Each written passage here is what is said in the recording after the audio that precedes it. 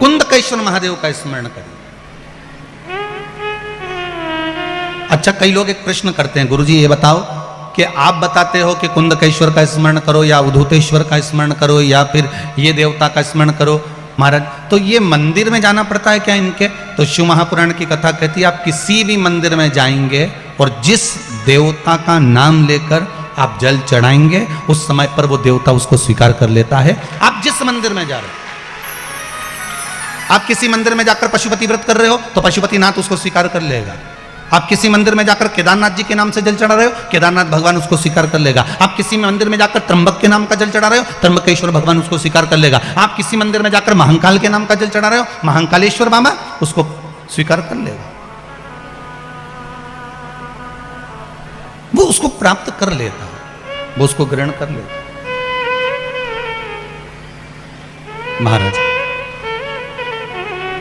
श्री शिवाय नमस्तुभ्यम, श्री शिवाय नमस्तुभ्यम। कुंदकेश्वर महादेव का नाम का स्मरण कर लेने पर जीव सुख पा जाता है। आज एक कोई इन्हीं पंडित श्री रमेश मेंदोला मित्र मंडली का ही कोई एक सदस्य सुबह मिलने के लिए आए थे, शायद वो बैठे भी होंगे।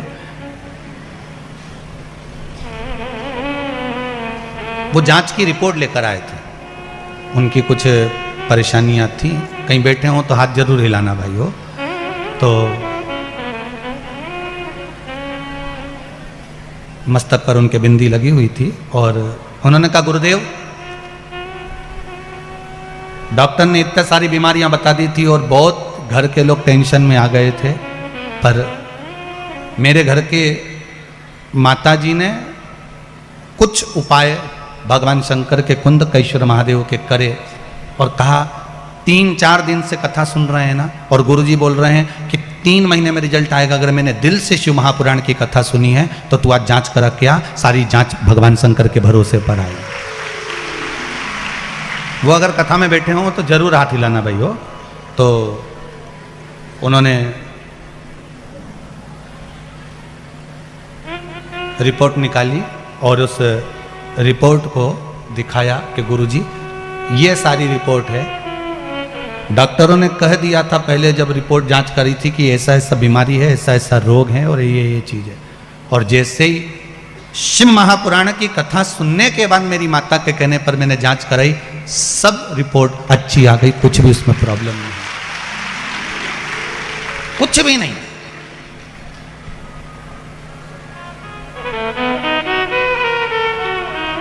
आप बाबा पर विश्वास करते हो तो बाबा आपका साथ दे।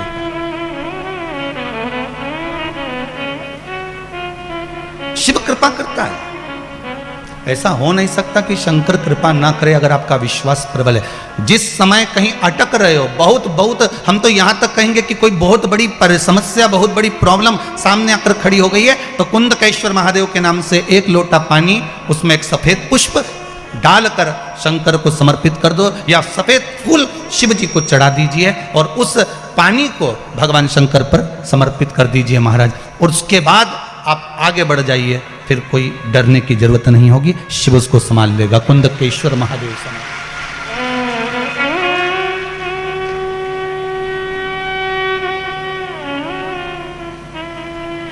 फिर वो देवाधिदेव महादेव उसको संभालेगा, उसके सिवाय कोई दूसरा संभाल भी नहीं सकता। संभालने वाला वो शंकर ही हो सकता है।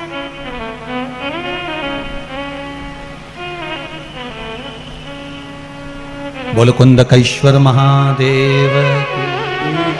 भगवान कुंदकेश्वर महादेव के रूप में विराजमान हो गए। एक बार भगवान शंकर माता पार्वती को लेकर काशी घूमने के लिए गए, और काशी घूमने के लिए गए तब माता पार्वती जी ने भगवान शिव से कहा, भोलेनाथ आप मेरे साथ इस काशी में विराजमान होइए। शंकर पार्वती काशी में विराजमान होने के लिए बैठे ही थे, इतने में भगवान शंकर को याद किया गया तो शिव जी बैकुंठ के लिए भगवान विष्णु से मिलने के लिए चले गए।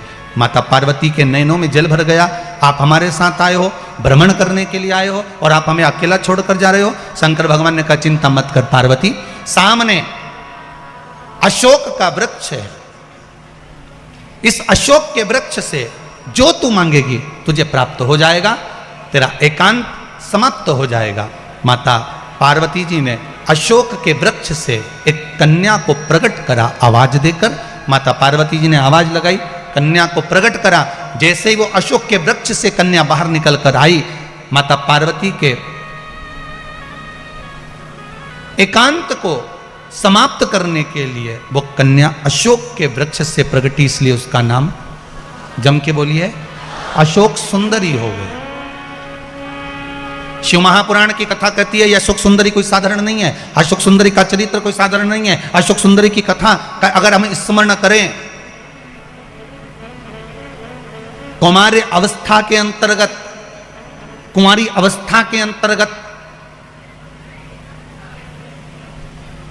जिस कन्या हो चाहे वर हो, अगर उसके जीवन में, अगर वो कुमारी अवस्था में है, चाहे कन्या हो चाहे वर हो, उसके कुमारी अवस्था के अंतर्गत उसको जीवन में कुछ भी तकलीफ आए, हम तो फिर बच्चों से भी कहेंगे, ये बेटियों से, ये बेटों से जो कुमारी अवस्था के हैं जिनका विवाह नहीं हुआ, उनसे हम ये जरूर कहेंगे कि जब भी आप शंकर जी को जल चढ़ाने के लिए जाओ, एक लोटा पानी चढ़ाने के लिए जाओ, तो शंकर जी को जब जल चढ़ाओ तो उससे पहले प्रयास करना कि जो शंकर जी के सामने, आपको मालूम है ना अशोक सुंदरी की जगह, शिव जी के सामने जहां से पानी बहता है उसके सामने बीच में एक मोटी सी लाइन होती है, वो अशोक सुंदरी की जगह होती है। अगर आप कोई एग्जाम देने जा रहे हो, कोई कंपटीशन एग्जाम में बैठ रहे हो, कहीं इंटरव्यू देने जा रहे हो, या कोई परीक्षा निकल नहीं रही है, तो प्रयास करो, विवाह नहीं हो रहा है या कोई काम आपका अटक रहा है, तो शिव को जल चढ़ाने से पहले अशोक सुंदरी वाली जगह पर आप थोड़ा सा जल समर्पित करो, अपनी मनोकामना करो और शिव जी को जल चढ़ाकर फिर जाइए, बाबा आपका कार्य पूर्ण कर देगा। कुंवारी अवस्था वालों के लिए अशोक सुंदरी का स्मरण जरूरी है।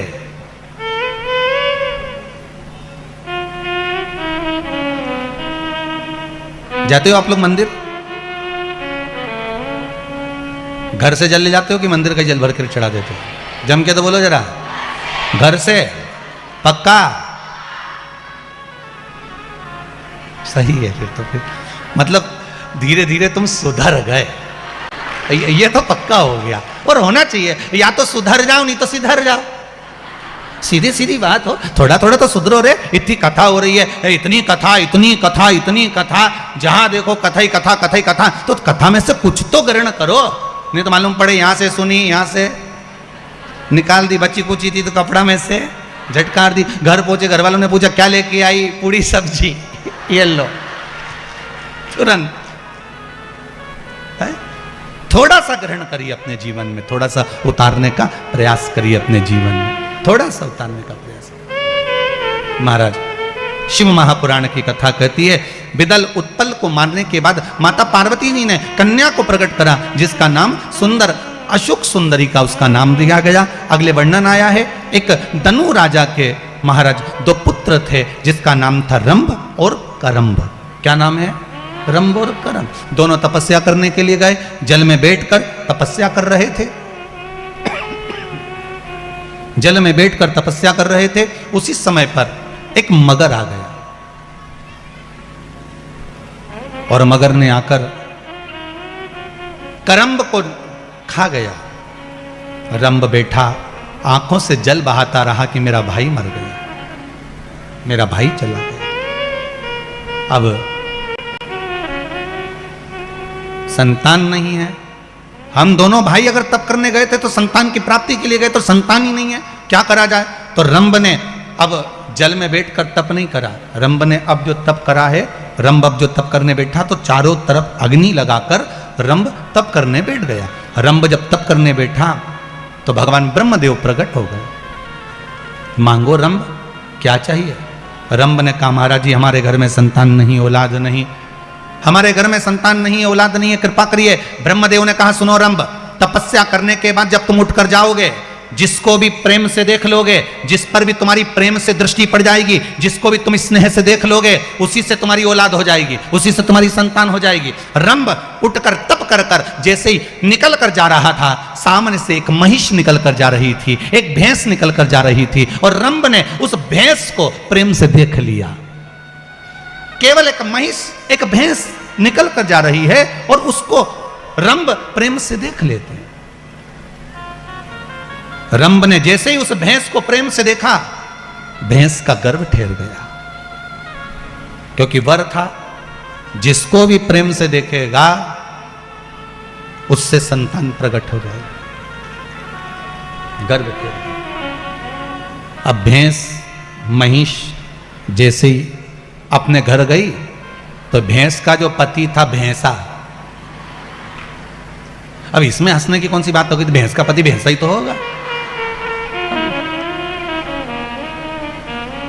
तो जो भैंस का पति था भैंसा, उसको लगा कि मेरी पत्नी गर्भवती कैसे हो गई। उसने ध्यान लगा कर देखा तो मालूम पड़ा कि इसके गर्भ में रंभ की संतान। क्रोध आ गया, भैंसा दौड़ते हुए गया और जाते से रंभ को उसने समाप्त कर दिया, सींगों से, पांव